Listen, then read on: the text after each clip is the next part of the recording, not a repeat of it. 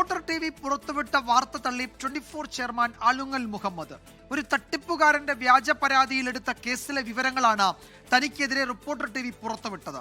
വ്യാജ വാർത്തയിലൂടെ പൊതുസമൂഹത്തെ തെറ്റിദ്ധരിപ്പിച്ച റിപ്പോർട്ടർ ചാനലിനെതിരെയും കള്ളപ്പരാതി നൽകിയ അബ്ദുൽ സലാമിനെതിരെയും 100 കോടി രൂപയുടെ മാനനഷ്ട കേസ് ഫയൽ ചെയ്യാൻ നടപടി തുടങ്ങിയെന്നും 24 ചെയർമാൻ പറഞ്ഞു.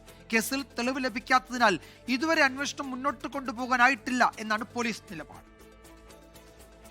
2000 കോടി തട്ടിച്ചെന്ന കള്ളപ്പരാതിയാണ് അബ്ദുസലാം നൽകിയിട്ടുള്ളത്.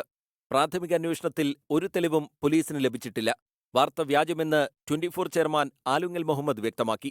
വ്യാജ വാർത്തയിലൂടെ പൊതുസമൂഹത്തെ തെറ്റിദ്ധരിപ്പിച്ച റിപ്പോർട്ടർ ചാനലിനെതിരെയും കള്ളപ്പരാതി നൽകിയ അബ്ദുസലാമിനെതിരെയും 100 കോടി രൂപയുടെ മാനനഷ്ട കേസ് ഫയൽ ചെയ്യാൻ നടപടി തുടങ്ങിയെന്നും 24 ചെയർമാൻ.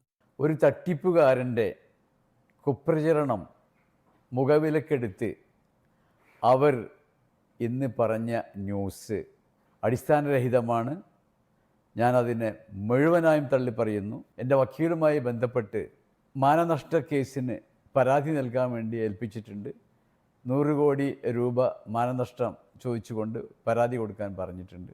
അബ്ദുസലാമിൻ്റെ പേരിലും റിപ്പോർട്ടർ ചാനലിൻ്റെ പേരിലും ഇന്ന് തന്നെ അതിന് കേസ് ഫയൽ ചെയ്യാൻ വേണ്ടി ഏർപ്പാട് ചെയ്തിട്ടുണ്ട്. 24 ചെയർമാൻ ആലുങ്ങൽ മുഹമ്മദിനെതിരെ കള്ളപ്പരാതി നൽകിയ അബ്ദുസലാം ഇതുവരെ പോലീസ് ആവശ്യപ്പെട്ട രേഖകൾ ഹാജരാക്കിയിട്ടില്ല. ബാങ്ക് ഇടപാടുകളുടെ വിവരങ്ങൾ ഉൾപ്പെടെ ഹാജരാക്കാൻ 3 തവണയാണ് പോലീസ് ആവശ്യപ്പെട്ടത്. 2018 നടന്നുവെന്ന് പറയുന്ന സംഭവത്തിൽ 2025 എന്തിന് പരാതി നൽകിയെന്ന പോലീസിന്റെ ചോദ്യത്തിനും അബ്ദുസലാമിന് മറുപടിയില്ല. മർദ്ദനം നടന്നെന്ന് പറയുന്ന ഹോട്ടലിൽ പോലീസ് പരിശോധന നടത്തിയിരുന്നു. അന്നത്തെ രജിസ്റ്ററും CCTVയുമില്ലെന്ന് ഹോട്ടൽ രേഖാമൂലം അറിയിച്ചു. തെളിവുകളില്ലാത്തതിനാൽ കേസിൽ ഇതുവരെ പോലീസ് കുറ്റപത്രം സമർപ്പിച്ചിട്ടില്ല. 24 കൊച്ചി.